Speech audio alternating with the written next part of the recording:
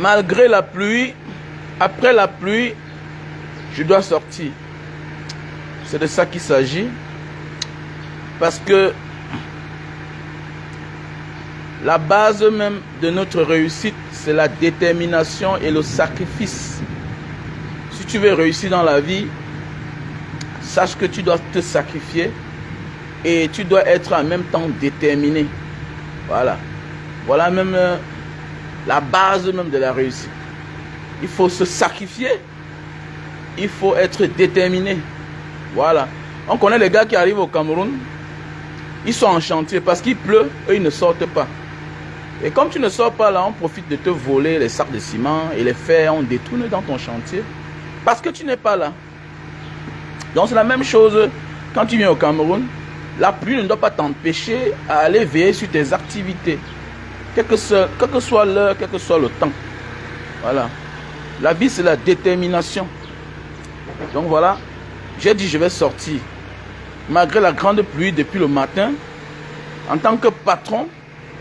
En tant que celui-là qui s'auto-emploie lui-même. Parce que je m'adresse aussi à celui-là qui travaille pour les autres. Tu dois vaquer à tes occupations. Voilà, tu dois aller au travail.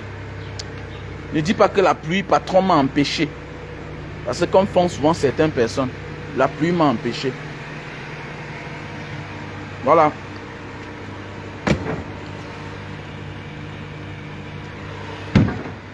C'est un petit direct, voilà, pour essayer d'échanger avec vous. Donc mes gars sont là, on est prêts. Voilà, il faut sortir, aller travailler. Voilà, je m'adresse à surtout les jeunes entrepreneurs. Voilà, qui veulent toujours remettre à demain. Que non, il pleut. Comme il pleut là, tu ne vas pas au chantier, on va te voler les sacs de ciment, on va te voler les fers, on va te voler les câbles. Mais oui, parce que tu n'es pas là.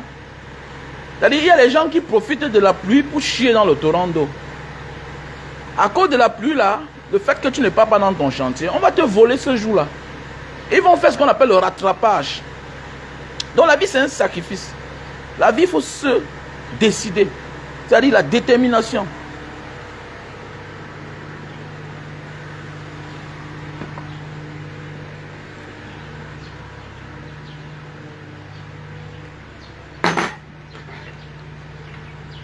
Voilà.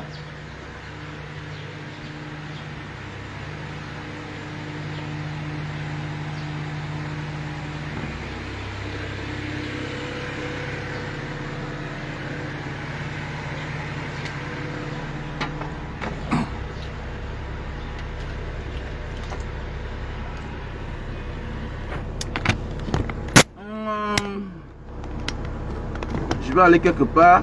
Voilà, parce que aussi j'ai une commande là. J'ai une commande là. Puis moi je vais aller là-bas. Soutenir un frère camerounais qui est en chantier. Voilà. Mais il pleuvait tellement. Bon, on a mis quand même le rendez-vous. Le rendez-vous c'est...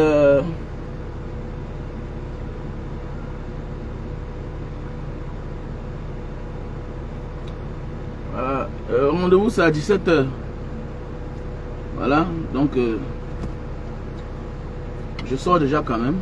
Voilà. Et tout à l'heure je suis au Memo Nightclub, comme d'habitude. Voilà. Et il faut dire à nos petits frères que ça c'est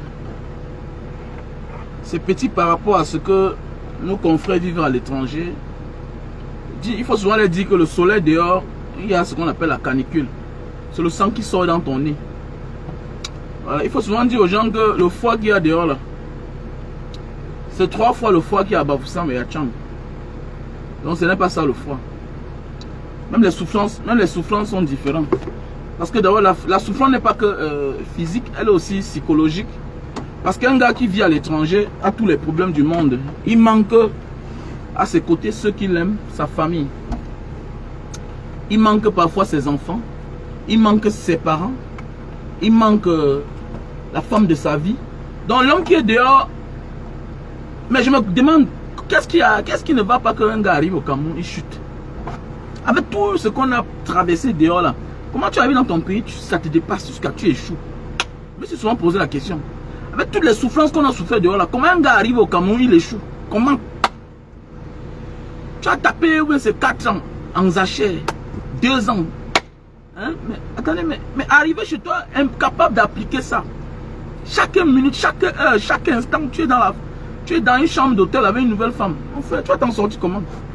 Alors, ça veut dire que tu t'es sacrifié pour venir gaspiller. C'est clair. Alors, tu t'es sacrifié pour venir gaspiller. Let's go.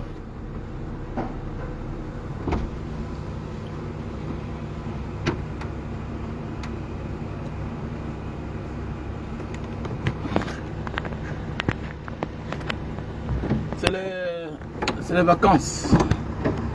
Donc je sors avec quelques personnes. Hein.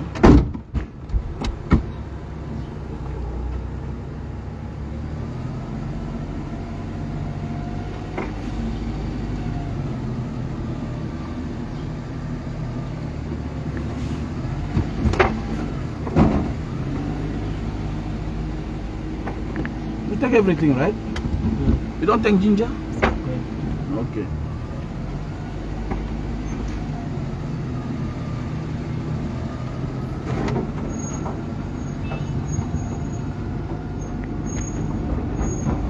Donc voilà, la vie c'est la détermination, voilà, et le sacrifice, voilà, et qui ne risque rien à rien, voilà.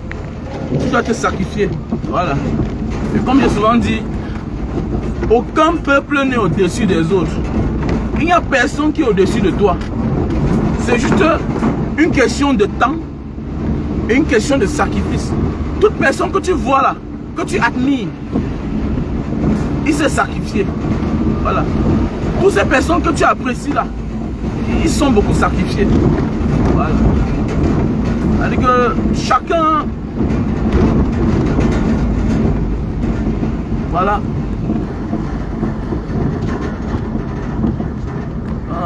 Qu'est-ce que je dois faire? Voilà, c'est bon. Comme je disais tantôt, tout c'est le sacrifice. C'est-à-dire il faut te sacrifier pour tout. Il n'y a personne qui est au-dessus des autres. Toute personne que tu vois là dans la rue, c'est sacrifié. Et si on te dit même les sacrifices de ces derniers-là, tu ne peux même pas supporter. Voilà, c'est le pourquoi parfois le paresseux passe son temps à accuser celui-là qui est sur la voie du succès. Pourquoi? Parce qu'il ne peut pas supporter le fait que quelqu'un va se mouiller sur le soleil, sur la pluie, quelqu'un se sèche sur le soleil. Il ne supporte, il ne comprend pas comment en plein hiver, quelqu'un se lève pour vaquer à ses occupations. Voilà. Lui voit ça comme la magie. Voilà. Il voit ça toujours comme la magie. Et il est obligé de créer des fausses accusations pour te salir en disant comment tu es compliqué. Vous voyez un peu. Donc voilà un peu. Donc c'est un sacrifice. Et quand tu sais que tu es innocent, et on voit souvent les gens qui travaillent très dur pour leur se justifier. Pourquoi tu veux te justifier alors que tu sais que tu travailles dur pour gagner ta vie? Comment tu veux te justifier alors que tu travailles dur pour gagner ta vie? Voilà, c'est celui... C'est le tricheur qui cherche à se justifier. C'est le menteur qui cherche à se justifier. Quand tu sais que tu as mérité, tu n'as pas besoin de vouloir te justifier. Parce que tu perds le temps. Tu perds seulement le temps. Voilà. C'est mieux d'avancer, avance.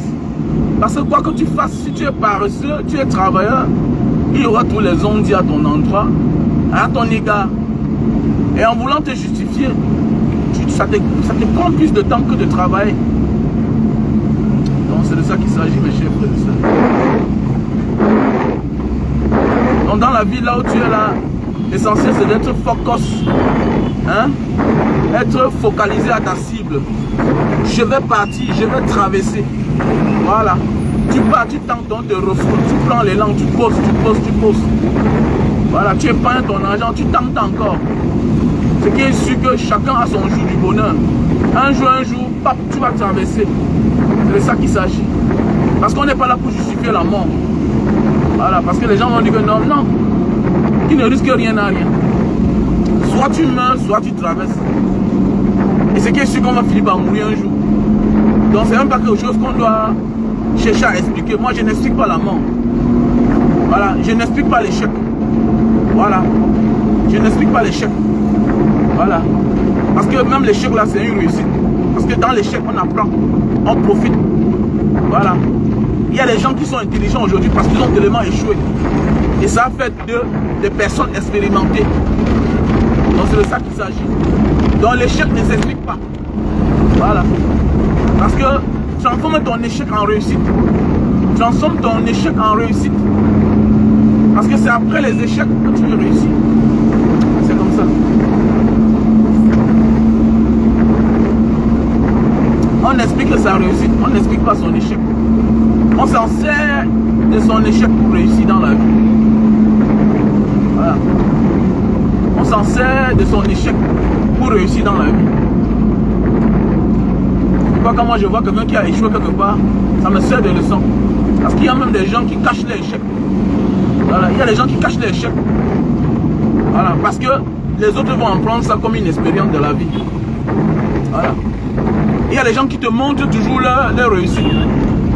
Il faut te méfier de ce genre de personnes-là. Il y a des gens que vous ne verrez jamais pleurer. Hein. Il y a des gens que devant toi, ils ne pleurent jamais. Voilà, vous les voyez tous sourire. Voilà. Comme j'ai souvent dit, si tu vois quelqu'un qui vient souvent devant toi avec les bonnes nouvelles, jamais il ne te montre jamais ces moments difficiles, parce que ce n'est pas ton ami. Si quelqu'un à côté de toi, il te montre tous les bons moments, comment il est toujours en train de rire, comment il est toujours heureux, parce que ce n'est pas ton ami. Parce que ton ami est celui-là aussi qui partage les échecs. Et non, c'est là. Oh! C'est comment? L'enfermé? Les affaires de Cameroun. J'ai vu ici hier, non? Ah, mais voilà, vous voyez comment on dit louer la maison des gens. Voilà un restaurant. Voilà un restaurant. Un restaurant que les gens sont mal élevés, les filles. Voilà, je vais faire le direct pour cette boutique, pour ce restaurant-là. Voilà, on est en train de mettre les gens dans la pluie. Donc ça veut dire que c'est un contentieux. Voilà, ça c'est un contentieux. Ah, ce n'est pas simple l'affaire là. Voilà un restaurant, quand on dit aux gens que devenir investir au Cameroun, et tout là, ils refusent. Le gars qui a le restaurant là, lui on appelle ça quoi alors? J'ai pas envie de faire la piste de ça. C'est un gars, c'est comme s'il est à l'étranger. Voilà, on est en train de mettre les choses dehors. Le gars vient investir au Cameroun, il laisse les filles. Les filles là sont mal élevées. Mal élevées. C'est-à-dire que tu vas là-bas, mais voilà, ça on a en train de mettre les choses dehors. Un très bon restaurant, hein? Un très bon café. Je vous dis, voilà, on a en train de mettre les choses dehors. Voilà les affaires du Cameroun. Hein? La location c'est combien? Un espace. Un espace pareil, la location peut être même 500 000. Alors comment on met quelqu'un dehors? On dit aux gens pour investir, il faut être là. Les gens refusent. Moi, fais ma chose, je ne suis pas là. Mettez-moi tout l'argent là. Je m'en fous. Voilà. Ah, je dis que je ne fais rien quand je ne suis pas là. Je suis mal au camp. Donc, Banga Diaspora, tu n'encourages pas les gens. Ok, voilà, voilà. Voilà, voilà. Voilà un gars, on est en train de mettre ces choses dehors. Hein?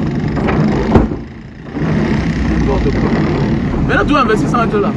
Maintenant, on va lire là. Même au quartier, on a connu les parents. Attendez, nos influenceurs sont nos parents, c'est nos grands du quartier.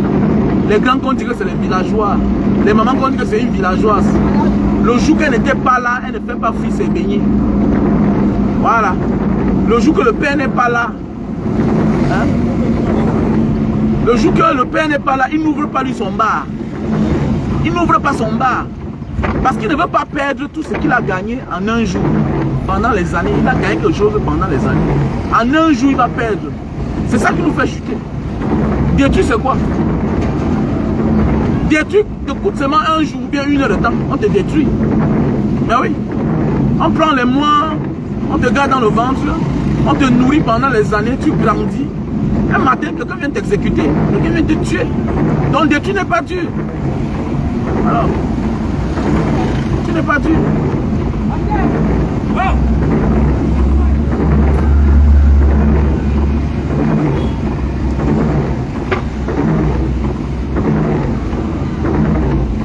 Moi je vais quelque part mon cher frère. Je vais quelque part. L'essentiel n'est pas de connaître là où je vais. Écoute ce que je suis en train de dire. Nos influenceurs sont nos parents, nos grands-papas du quartier là. Voilà. Voilà nos influenceurs. Aujourd'hui on est sur la toile. Quand quelqu'un a mangé un peu, il vient filmer là. Voilà. On lui traite d'influenceur. Tu es influenceur comment? Tu es influenceur comment? Tu influences comment?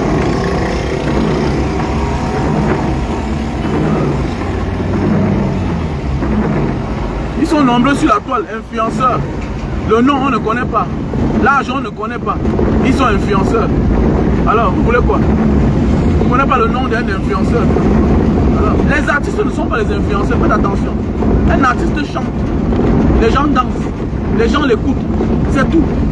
Voilà. C'est en Afrique que beaucoup de personnes passent le temps à babader. Ils ne sont pas là pour donner la leçon de vie à quelqu'un. Voilà, tu vas voir une superstar. Voilà les Snoop Dogg. Chaque temps, quand tu le vois, il est en train de fumer sa cigarette. Souvent, il fume son banga. Voilà, souvent, il fume que son banga. Il s'en fout. Il n'est pas là pour donner la leçon de vie à quelqu'un. Terminé. Puisqu'il sort du ghetto, il n'a rien à te dire. Il a 44 millions d'abonnés. Mais au Cameroun, quelqu'un commence là à chanter. Ou bien, voilà, il y a comme l'autre qui va dire que non, le cinéma camerounais ne paye pas. Puis on les forme que oh. Il t'a dit que par exemple, tu es artiste que tu vas parler. Tu joues bien ton rôle, mais tu ne sais pas parler aux gens. Parce que là où tu es là, ma chérie, c'est le cinéma qui a fait de toi ce que tu es. Il y a les jolies femmes dans la maison, mais elles sont cachées. On ne les découvre jamais, on ne les dévoile jamais. Que le cinéma camerounais ne paye pas. Alors, c'est à cause du fait qu'on t'a vendu, on a vendu ton image, qu'aujourd'hui tu es populaire, et tu gagnes les marchés. Avec de près ou de loin, directement ou indirectement, ta popularité est due du fait que tu as joué dans le cinéma camerounais. Voilà pourquoi les marques te prennent, on met des affiches partout, tu signes les contrats. Donc ça va t'appayer. Ça va taper. Alors, c'est un peu comme certaines familles. Vous allez voir un gars né d'une famille très pauvre. Il y a les gars. Vous allez voir un gars qui naît d'une famille pauvre. Ses parents directs sont pauvres. Mais indirectement, ses oncles ont les moyens. Ils ne souffrent pas. J'ai connu les gars comme ça là. Mais quand il veut souvent parler, comme mon ami, tu n'es pas né dans la souffrance. Ton oncle, tu partais en vacances chez tes oncles. Chez tes tantes, on te gardait bien. Tu as fait les grandes écoles comme les enfants des bourgeois. Donc tu ne peux pas dire que tu as souffert dans ta vie. Non. Tu ne peux pas dire que tu as souffert dans ta vie. C'est ça qu'il s'agit. En fait, les gens se transforment au Cameroun. Chacun veut donner la leçon de vie aux gens. Et il y a des gens qui sont nés pour connaître et donner la leçon de vie aux gens. Et quand tu veux donner la leçon de vie aux gens, tu dois montrer que tu es l'exemple atypique. On doit connaître ton âge, ton nom. Tu ne caches rien de ta vie. Même les secrets doivent sortir. Parce que quand on dit influenceur, tu dois montrer les mauvais moments de ta vie et montrer comment tu as fait pour t'en sortir. C'est-à-dire que tu es là pour trouver la solution aux problèmes des autres. Mais au Cameroun, tout le monde veut dire influenceur, influenceur. C'est influenceur. Alors, chacun veut être partout dans tous les domaines. Moi, je vous dis, moi je parle de l'aventure beaucoup. Voilà là où je me sens à l'aise. Voilà, j'ai passé ma vie dehors. Voilà. J'ai passé plus de 20 ans dehors dans ma vie. Donc à voyager 20 ans. Tout ce que j'ai gagné vient du dehors. Donc c'est pourquoi, quand je commence à parler, et je venais au Cameroun constamment, je connais les occasions, ce qui est bien, ce qui n'est pas bien. Voilà. Et ce que moi je dis, c'est ce que moi j'ai fait. Voilà, je parle du camion parce que j'avais un camion. J'ai acheté un camion à presque 32 millions. J'ai revendu à moins de 20 millions. À moins d'un an, j'ai revendu. On m'a mis ça à terre. J'avais les taxis, j'avais les motos. Voilà. Et tout ça, j'étais en location. Voilà. Tout ça, j'étais en location. Alors, donc quand tu vas vouloir parler, ah, Manga Diaspora, il veut se faire voir. Mais on parle d'autres vécus. Alors, quand tu vas parler de vécu, vous êtes là, vous prenez tout le monde influenceur. Célibataire endurci, influenceur. D'ailleurs, voilà un célibataire endurci qui influence un homme qui a les enfants, qui envoie les enfants à l'école. Célibataire endurci, sans enfants. Mais il influence ma vie, tu es malade.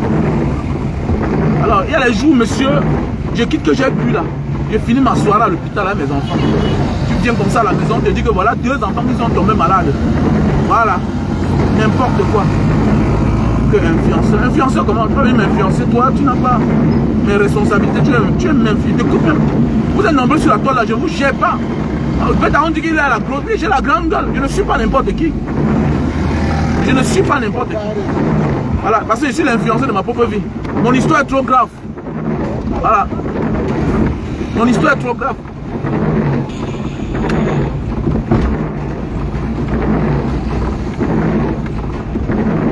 Donc voilà, je vais couper le direct parce que je suis venu livrer le jus de canne chez un très grand monsieur. Voilà, chez un très grand papa, un grand patron de ce pays. Voilà, il ne faut pas que vous le voyez. Je suis venu comme ça chez lui. Je suis dans son domaine. Voilà. Vous sonnez dans Barrière. Donc voilà. Donc les gars, je vais vous laisser. Ok. J'ai les bouteilles de jus de canne à livrer ici. Voilà. Donc si vous passez une bonne journée, que le Seigneur vous protège. Voilà. N'oubliez pas, n'hésitez pas d'acheter le Super Love. Super Love, best-seller. Le best-seller, le produit pour l'éjaculation précoce. Éjaculation précoce. Éjaculation précoce. Voilà, je vais comme ça chez le papa. Vous savez, quand on m'avait libéré de la CEMIL, quand on m'avait libéré de la CEMIL, il y a un monsieur qui avait décidé de me payer les gardiens chez moi. J'avais les gardiens, mais il m'a dit que je vais te donner les chiens, je vais te payer les gardiens. Donc voilà, je suis comme ça chez lui. Voilà, quelque part à Makepe. Voilà, quelque part à Makepe. Mais il est à Makepe, mais le problème c'est que normalement il vit à Denver. C'est l'une de ses maisons ici à Makepe. Voilà. Donc je suis comme ça chez lui là. Je vais livrer les cannes parce qu'il y a la fête à côté là. Donc voilà. Donc n'hésitez pas de passer vos commandes de Super Love. Voilà. Best-seller. Déjà vendu à plus de 4 milliards 500 millions dans le monde entier. Voilà. Appelez-moi au 6 83 40 97 55 ou à mon numéro WhatsApp plus 62 812 125 244 98. Plus 62 812 125 244 98. Donc là, le best-seller, Super Love pour tous ceux qui souffrent d'éjaculation précoce. Et tout à l'heure, je suis au Memo Night Club. Voilà. Après cette livraison-ci là. I love you so much. Ciao. Donc ça dit, voilà Mathieu et Kindy. Qui t'as dit que quoi? T'as dit que peut-être il rêve encore. Quand tu dis mari, tu as dit que grand frère, tu sais que j'ai la licence. Elles sont mal la licence. Quand tu dis que petit frère, il faut avoir les enfants, il dit que grand frère, j'ai la licence. Mais est-ce que la licence, c'est les enfants? Alors maintenant, demain, il va venir influencer ma vie. Comment? Comment il va venir influencer ma vie? Alors, arrêtez-moi ça, dis donc. Donc, ciao.